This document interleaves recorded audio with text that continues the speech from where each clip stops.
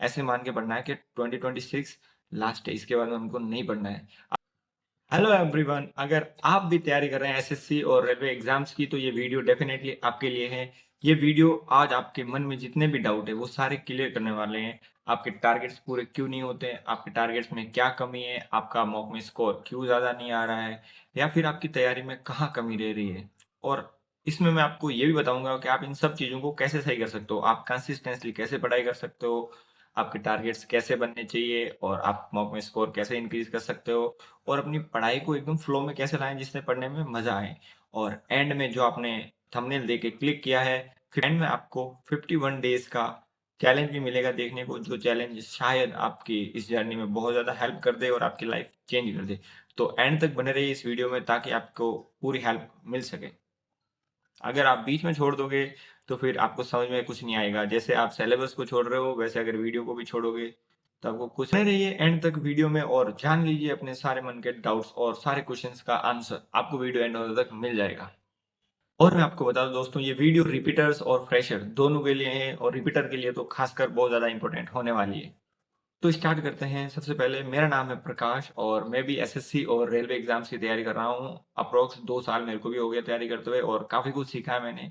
और इसीलिए मैं अपने मन से कुछ शेयर कर सकूँ, इसलिए ये वीडियो भी बना रहा हूँ ताकि और लोगों की हेल्प हो जाए। जो मैंने 2 साल में जाना है, क्या पता अगर कोई फ्रेशर अभी से उसको पता चल जाए कि क्या करना है, तो आई थिंक वो एक बेटर वे में जा सकता है। और जो रिपीटर्स हैं, जिनको समझ में नहीं आ रहा है कि कहाँ गलती हो रही है और क्या क्या है, वो सारी गलतियाँ आपको आज पता चल जाएगी, ठीक है। तो मेरा अगर मैं बता दूं बेसिकली, तो 2 साल में देखो, फर्स्ट जो ईयर होता है तैयारी का वो तो अपने सिलेबस वगैरह का होता है, तो मैंने भी सिलेबस वगैरह किया, और फर्स्ट अटेम्प्ट में जो एग्जाम थे वो तो नहीं निकलने थे क्योंकि सिलेबस ही नहीं हुआ था। सेकंड जो ईयर गया था उसमें ऐसा हुआ था कि कुछ एग्जाम्स की प्री क्लियर हो रहे थे लेकिन फाइनल लिस्ट में नहीं आ रहे थे। जैसे पिछली बार एसएससी जीडी हुआ था लेकिन फाइनल लिस्ट में नहीं हुआ था। फिर लास्ट ईयर जो एनटीपीसी का हुआ था उसमें भी मेंस के अंदर मैं रह गया था, टाइपिंग के लिए प्री हो गया था मेरा, मेंस के अंदर में 1 नंबर से रह गया था। तो इस बार वापस एनटीपीसी आ गया है, और ग्रेजुएशन लेवल का तो मैंने प्री दे दिया है, और उसमें आई थिंक स्कोर भी अच्छा है। स्कोर मैं आपको आगे बताऊंगा क्या आएगा मेरा। तो मेंस देने का मौका मिलेगा। तो उसी मेंस की तैयारी के लिए मैं ये वीडियो बना रहा हूँ, मैं अपने लिए कर रहा हूँ। देखो, आप मेरे साथ जुड़ के अपने लिए भी कुछ ऐसा प्लान कर सकते हो, और अपने जो आने वाले एग्जाम्स है उनको बहुत बेटर तरीके से आप दे सकते हो, और मतलब एक अच्छा स्कोर निकाल सकते हो और सिलेक्शन तक पहुंच सकते हो। इसलिए ये वीडियो बन रही है, तो कंप्लीट वीडियो को देखिए। और अब बात करते हैं अपने इन प्लेन्स की, जो आपने देखा है कि 51 डेज क्या होने वाला है, तो मैं आपको एक्सप्लेन करता हूँ आराम से। और देखो, प्लान में ऐसा है ना कि हम एक टारगेट ऐसा लेंगे जिसमें कंसिस्टेंसी, आपने ये जरूर सुना होगा कि कंसिस्टेंसी ही वो की है जिससे सक्सेस मिलती है। तो ये बात सही है। आप पढ़ने में कितने अच्छे क्यों ना हो, या फिर कितने भी बुरे क्यों ना हो, आप क्लास में बैक बेंचर भी रहे होंगे, लेकिन आप अगर कंसिस्टेंस होके कुछ एक पर्टिकुलर टाइम तक, जैसे 1 साल हो गया, 2 साल हो गया, अगर कंसिस्टेंस वे में आप अगर डेली पढ़ रहे हो, तो आपको सिलेक्शन जरूर मिलेगा। ये मैं डेफिनेटली मतलब लिख के दे सकता हूँ। अगर आप कंसिस्टेंसी से पढ़ रहे हो ना, तो आपका सिलेक्शन बिल्कुल नहीं रुकेगा। हम करते क्या है, 10 दिन पढ़ लिए फिर नहीं पढ़ते हैं, 5 दिन पढ़ लिए फिर नहीं पढ़ते हैं, तो वैसे तो सिलेक्शन होना आई थिंक इम्पॉसिबल है आज के टाइम में, क्योंकि इतना ज्यादा कंपटीशन हो चुका है जिसकी कोई हद नहीं है, ठीक है। तो कंसिस्टेंसी सबसे ज्यादा रहने वाली है, इसलिए हम ये प्लान फॉलो करने वाले हैं, और मैं वीडियो इस पर्पज से बना रहा हूँ ताकि मैं डेली कंसिस्टेंट रह सकूँ। आप भी मेरे साथ कंसिस्टेंट रहने के लिए कुछ ना कुछ कर सकते हैं, कुछ चीज को फॉलो कर सकते हैं, अपना कुछ पैशन कर सकते हैं। तो प्लान के बारे में जानते हैं। देखो, प्लान अप्रोक्सीमेटली रहने वाला है 51 डेज का। हम 51 डेज के टारगेट्स बनाने वाले हैं। उन टारगेट्स को कंटिन्यू वे पे डेली डेली के अपडेट के साथ फॉलो करेंगे, ठीक है। और 51 डेज इसलिए चुना है मैंने, ऐसा नहीं है कि अच्छा नंबर है, अच्छा नंबर नहीं है। 51 डेज बाद में, मतलब आप ये देखोगे ना, आपसे मतलब 1.5 महीने बाद, 1.5-2 महीने बाद में सारे एग्जाम्स आने वाले हैं, ठीक है। तो उन्हीं एग्जाम्स को टारगेट लेते हुए, जैसे चिन्नू ने एनटीपीसी का अगर प्री दिया, तो जो मेंस में बैठने वाले हैं, उनका मेंस हो जाएगा 51 डेज के बाद में ही होगा। अभी सीजीएल का नोटिफिकेशन नहीं आया है, तो सीजीएल एग्जाम भी अप्रोक्सीमेटली 2 महीने बाद ही होगा। तो इन सभी एग्जाम्स में जो मेन एग्जाम है ना, सीजीएल और एनटीपीसी, इन दोनों के लिए टारगेट रहेगा, ठीक है। और एग्जाम्स तक पहले हम पूरा एकदम क्लियर तैयारी हमारी हो रही होगी, ठीक है। तो अब प्लेन पे चलते हैं कि हम क्या करने वाले हैं 51 डेज पे। तो हम है ना, सब्जेक्ट वाइज सारे जो भी अपने को टॉपिक्स करने हैं या जो हमारा सिलेबस रहना है, वो सारा प्लेन्स में लिखेंगे। फिर उन प्लेन्स को कैसे एग्जीक्यूट करना है वो भी मैं आपको बताऊंगा, और कैसे आपको अपनी कमियां निकालनी है वो भी आपको सारी मैं भी एक्सप्लेन करके हर सब्जेक्ट का बताऊंगा। आप वीडियो में बने रहे लास्ट तक, ठीक है। देखो, कंसिस्टेंसी इसलिए जरूरी है कि अगर आप कंसिस्टेंट नहीं रहते हो, मैं रियल लाइफ एग्जांपल्स बता रहा हूँ आपको, बहुत सारे एग्जांपल्स आपको ऑनलाइन भी देखने को मिल जाएंगे, और आप जब एग्जाम देने जाओगे ना तो वहां मिल जाएंगे। मैं बहुत सारे एग्जाम्स देने जाता हूँ, ठीक है, तो वहां पे मैं मिलता हूँ ना कुछ बच्चों से, आई थिंक मैं लास्ट अभी जो एग्जाम देके आया था ना एनटीपीसी का, उसमें भी मेरे को 3 बंदे मिले थे जिनको तैयारी करते हुए 9 साल हो गए, 8-9 साल के। वो सारा मतलब उनका एक्सपीरियंस 9-9 साल से, वो 2018-17 से ऐसे-ऐसे तैयारी कर रहे थे वो बच्चे, ठीक है? तो आप सोच सकते हो कि अगर कहीं न कहीं मैं ये नहीं कह सकता कि उन्होंने पढ़ाई भी की थी। मैंने उनसे पूछा भी था कि आप कोई साइड वर्क कर रहे थे साथ में या फिर कोई दूसरी जॉब के साथ तैयारी कर रहे थे? नहीं। उनमें से बच्चों का ये कहना था कि वो सिर्फ़ और सिर्फ़ पढ़ाई ही कर रहे थे, उसके अलावा कुछ भी नहीं कर रहे थे। बाहर रह के कोई घर से कर रहा था, कोई कहीं से कर रहा था, लेकिन वो पढ़ाई पे पूरा फ़ोकस थे, ठीक है? फिर भी उनका नहीं हुआ।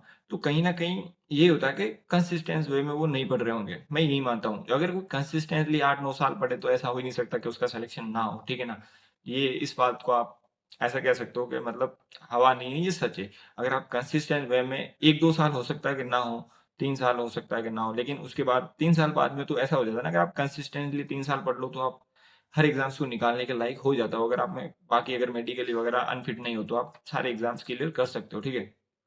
अब आते हैं, देखो ये किसी को हवा लग रही होगी, ऐसा लग रहा होगा कि क्या बातें कर रहा है, लोग 10 साल से कर रहे हैं। देखो वो कर नहीं रहे तैयारी, वो नाम से कर रहे हैं। जैसे अगर मैं भी 2 साल से बताऊँ, तो मैं भी जब स्टार्टिंग के फेज़ में था ना, जब 1 साल जब शुरुआत का था, तो कंटिन्यू नहीं पढ़ पाते थे, कंसिस्टेंट नहीं हो पाते थे।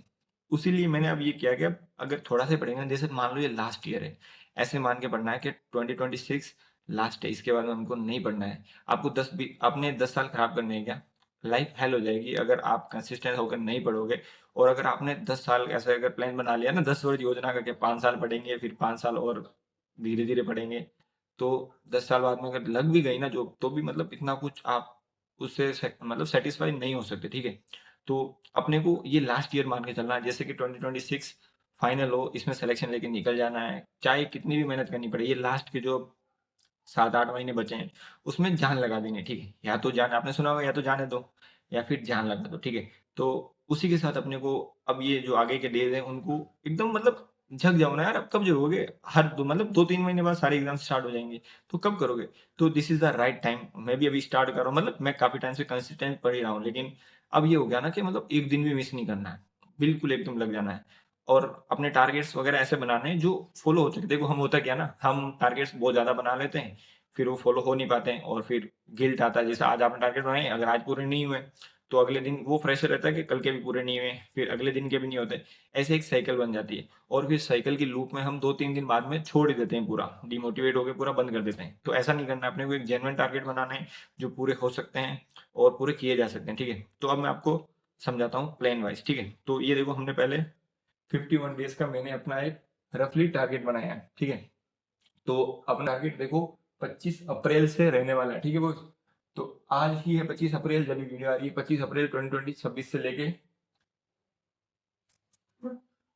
14 जून 2026 तक 51 डेज टारगेट कंप्लीट होगा, ठीक है? और टारगेट में ये देखो, मैंने अपने सब्जेक्ट्स लिख दिए हैं सारे, कि कौन से सब्जेक्ट में कैसे कैसे करना है, ठीक है? तो पहले तो देखो अपने को जीएस करना, मेरे को जैसे बता रहा हूँ, मेरे को जीएस करना है, मैथ करना है, रीजनिंग करना है, करंट अफेयर्स करना है, कंप्यूटर करना है, इंग्लिश करना है और टाइपिंग सीखना है। ये मेरे टारगेट्स हैं। आप जिस भी एग्जाम की तैयारी कर रहे हो, ये सब्जेक्ट तो सारे सेम ही होंगे ना, तो आप अपने ऐसे टारगेट्स बना सकते हो। आपको क्या क्या करना है, कौन से सब्जेक्ट आपके प्रायोरिटी में, जैसे मान लो किसी को कंप्यूटर नहीं करना होगा, या फिर इसमें किसी को इंग्लिश पे ज़्यादा फोकस करना होगा, वो आप अपने हिसाब से बना सकते हो, ठीक है? और मेरा डेली का शेड्यूल ये रहने वाला है, जिसमें मैं मॉर्निंग में पढ़ता हूँ। तो देखो, पढ़ने का जो टाइमिंग है वो आप अपने हिसाब से रख सकते हो। आपको जब पढ़ना अच्छा लगता है तब आप पढ़िए। मैं सुबह अर्ली मॉर्निंग उठता हूँ, 4 बजे उठ जाता हूँ, तो 5 बजे से मेरी स्टडी स्टार्ट हो जाती है। तो 2-2 घंटे के, देखो ये जो स्लॉट है ना, ये आप अपने ऊपर है। मिनिमम 1.5 घंटे का स्लॉट तो रखो। ऐसा नहीं है कि आप आधा घंटा पढ़ रहे हो फिर रेस्ट, नहीं। मिनिमम 1.5 घंटा, 2 घंटे, 2.5 घंटे तक आप कर सकते हो, अगर करना तो। 2 ओवर एकदम जेन्युइन है, 2 ओवर्स की आप स्टडी कर सकते हो आराम से। तो स्टार्टिंग के जो स्लॉट होगा ना, स्टार्टिंग के 2-3 स्लॉट आप ऐसा रखो कि आपके जो इंपॉर्टेंट सारे टारगेट्स है वो पूरे हो जाएंगे। तो मैंने सुबह 2 घंटे जीके को, उसके बाद मैथ, फिर एक मॉक। देखो जो रिपीटर्स हैं उनको डेली मॉक लगाना है। डेली कुछ भी हो जाओ मॉक लगाओ। अगर आप प्रैक्टिस नहीं करोगे तो एग्जाम में परफॉर्मेंस नहीं आएगी। और जो न्यू फ्रेशर्स है, वो मॉक को 2-3 दिन में एक बार लगा सकते हैं, और मॉक की जगह पर अपना कोई वीक्स जो सब्जेक्ट है उसको रख सकते हैं, ठीक है? ऐसे करके ये सारे आप देख सकते हो, मैंने डेली के टारगेट्स बना रखे हैं। मॉक के बाद लंच और ब्रेक भी दे रखा है, हर के बाद में 15 मिनट का या फिर आधे घंटे का ब्रेक भी है, ठीक है? तो ये अपना 51 डेज का ये तो देखा होगा सारा चार्ट कैसे मैं बनाया। आप भी लिखिए, देखो आप जब तक लिखोगे नहीं ना, आपको सबकॉन्शियस माइंड में याद नहीं होगा। जब आप लिखोगे ना, तो आपके ऊपर एक प्रेशर होगा कि आपने कुछ लिखा है और वो करना है, ठीक है। तो ऐसे नहीं कि वीडियो देख ली और हाँ याद है, याद नहीं, आपको लिखना है पेपर में। आप कैसा भी पेपर लो, उसमें लिखो कि अपने को क्या क्या करना है नेक्स्ट डे इसके अंदर। अब आते हैं सब्जेक्ट वाइज, ठीक है। तो सबसे पहले अपन लेते हैं मैथ पे, ठीक है। अब मैथ देखो, मैं मैथ में ज़्यादा मेरी प्रैक्टिस हो रखी है, तो मैं क्वेश्चन प्रैक्टिस करने पे हूँ, ठीक है। जो जो रिपीटर है, वो तो क्वेश्चन प्रैक्टिस करो मैथ के अंदर ज़्यादा से ज़्यादा, या तो मिक्स कर लो या चैप्टर वाइज कर लो, ठीक है। तो मैं अपना डेली देखो फर्स्ट टारगेट मेरा ये क्वेश्चन प्रैक्टिस करने, मेरे को 1500 क्वेश्चन करने हैं नेक्स्ट 51 डेज के अंदर। तो मैं डेली के 35 क्वेश्चन करूंगा, तो ये मेरा टारगेट 45 डेज के अप्रोक्स रहेगा, ठीक है। देखो 51 डेज में ना कुछ कभी ना कभी कोई काम आएगा, ये मेरे को भी पता है, ये आपको भी पता है। तो पहले से ये मान के चलो कि 51 डेज के अंदर, मतलब 7 वीक्स के अंदर 7 से 8 दिन खराब होंगे। हर वीक में 1 दिन मान के चलो कि आप कहीं न कहीं उलझ जाओगे या फिर कोई काम आ जाएगा। तो मैंने टारगेट्स 45 डेज़ के हिसाब से ही बनाए हैं, ताकि 51 डेज़ में कंप्लीट हो सके। तो देखो ये जेन्युइन टारगेट है और आप इनको अचीव भी कर सकते हो। तो मैथ में पहले 1500 क्वेश्चन करने हैं, मेरे को डेली 35 क्वेश्चन करूँगा मैं अपने सेकंड स्लॉट के अंदर। और फिर मैंने ये रिवीजन के लिए चैप्टर रख लिए हैं। ये चैप्टर थोड़े मेरे वीक हैं, स्टैटिक हो गया, प्रोबेबिलिटी हो गया, मेंसुरेशन, ज्योमेट्री, अलजेब्रा और ट्रिग्नोमेट्री। अब देखो जो रिपीटर है वो अपने ऐसे ही जो चैप्टर वीक है उनको रिवीजन के लिए रख लो। आप बीच में कभी भी रिवीजन करते रहना। और जो फ्रेशर है वो अपना सिलेबस लिख सकते हो। आपको क्वेश्चन प्रैक्टिस नहीं करनी है, आपका जो सिलेबस इनकम्प्लीट है वो पूरा कर लो और प्रैक्टिस कर लो, ठीक है। तो मैथ का आपको देख लिया, आपको कैसे करना है। देखो ये आपको अपने अकॉर्डिंग बनाना। आपको कोई भी टीचर है ना, ऐसे नहीं बता सकता कि ये कर लो, क्योंकि टीचर को नहीं पता ना आपका क्या अधूरा है क्या पूरा है। आपके जो इनकम्प्लीट रह रहा है उसको आप पहले कंप्लीट कीजिए, ठीक है। फिर आते हैं सेकंड में। अब मैं करूंगा जीके। देखो मैं मेनली एनटीपीसी के लिए प्रिपेयर कर रहा हूँ, तो मेरे सबसे ज्यादा जीके पे लोड रहेगा, क्योंकि रेलवे के अंदर जीके बहुत ज्यादा पोर्शन, जैसे एनटीपीसी के अंदर टायर 2 के अंदर 50 क्वेश्चन जीके के आते हैं, तो एक मेजर रोल प्ले करता है, ठीक है, 50 क्वेश्चन। तो जीके पे ज़्यादा सबसे ज़्यादा फोकस रहेगा मेरा। तो ये मैंने जीके का अपना बनाया 51 डेज का टारगेट। देखो इसमें सब्जेक्ट वाइज है। अब सब्जेक्ट मेरे को रिवाइज करने हैं, क्योंकि मैंने पढ़ तो रखे ही हैं। तो मैं परमार सर की जो एफआरबी सीरीज है ना 2.0, उसके नोट्स पे पढ़ूंगा। तो ये देखो मैंने सब्जेक्ट वाइज लिखे हैं, polity, biology, history, geography, economy और स्टैटिक्स। ये जो सामने लिखे हुए हैं ये नोट्स के पेजेस हैं। जैसे पॉलिटी के अंदर 15 पेजेस है, बायोलॉजी के अंदर 16, हिस्ट्री के अंदर 28 पेजेस के नोट्स हैं, ठीक है। मैं ऐसे पढ़ता हूँ, आप अपने हिसाब से कर सकते हो कि 2 दिन में मिडाइवल पढ़नी है या 4 दिन में मॉडर्न पढ़नी है, ठीक है। तो टोटल मेरा 91 पेजेस होते हैं, और मेरा टारगेट ये रहेगा कि डेली के 3 to 5 पेजेस मैं पढ़ूँ, जो मैंने नीचे लिख भी दिया है। तो मेरे 45 डेज के अंदर ये कंप्लीट हो जाएगा, और 4-5 दिन वो जो गायब होने वाले हैं वो, ठीक है। और उसके साथ में मैं करूँगा परमार सर की पीवाईक्यू सीरीज़, जो आई थिंक बहुत लोग करते होंगे पहले से। तो पीवाईक्यू सीरीज़ के नोट्स मैं अभी स्टार्ट करूँगा कल से ही। एक लेक्चर को, मतलब देखो मेरे को लेक्चर नहीं देखना, जिनको लेक्चर देखना है वो लेक्चर देख के फिर नोट कर सकता है।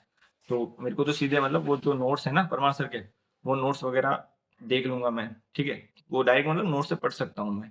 और उसके बाद मेरे को करंट अफेयर करना है, तो देखो मैं करंट अफेयर एक तो जो इंपॉर्टेंट पीडीएफ आती है ना वहां से करता हूँ, मेरा बताता हूँ। आपको भी ऐसे ही करो, जो इंपॉर्टेंट मेनली, तो कोई भी जिस भी टीचर से आप पढ़ रहे हो वो इंपॉर्टेंट पीडीएफ देते हैं एग्जाम से पहले, तो उनको सबसे अच्छे से करो। उसके बाद आप 2026 की कर सकते हो, जैसे मैं भी जनवरी से लेकर मई तक कर लूंगा, ठीक है। ये 4-5 महीने, उसके बाद देखेंगे आगे होगा तो और टाइम मिलेगा और भी कर लेंगे। आपको करंट अफेयर में ज़्यादा टाइम नहीं देना है, इंपॉर्टेंट वाले क्वेश्चन पे ज़्यादा ध्यान देना है। अगर क्वेश्चन बनेंगे तो उसी से बन जाएंगे, वरना कहीं से नहीं बनने वाले, ठीक है। और कंप्यूटर का भी रोल होता है एनटीपीसी में, तो मैं कंप्यूटर भी करने वाला हूँ। मेरे पास ये कंप्यूटर वगैरह के तो ऑनलाइन पीडीएफ से, तो मैं वहां से करूंगा। आप भी कहीं से भी कंप्यूटर एक बार किसी भी पीडीएफ से या बुक हो तो बुक से आप कंप्लीट कर लीजिए बस। डेली के देखो मैंने जैसे टारगेट बना लिया कि 5 से 10 पेज मेरे को पढ़ने हैं, इनको रीड आउट करना है, इनको ज़्यादा याद नहीं करना होता कंप्यूटर वगैरह को, तो आप रीड करो डेली, ठीक है।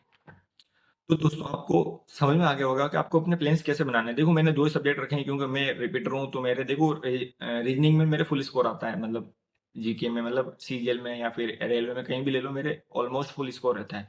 तो मैं रीजनिंग वाले से टाइम नहीं दूंगा, मेरे मॉक के अंदर वो प्रैक्टिस होते रहेंगे।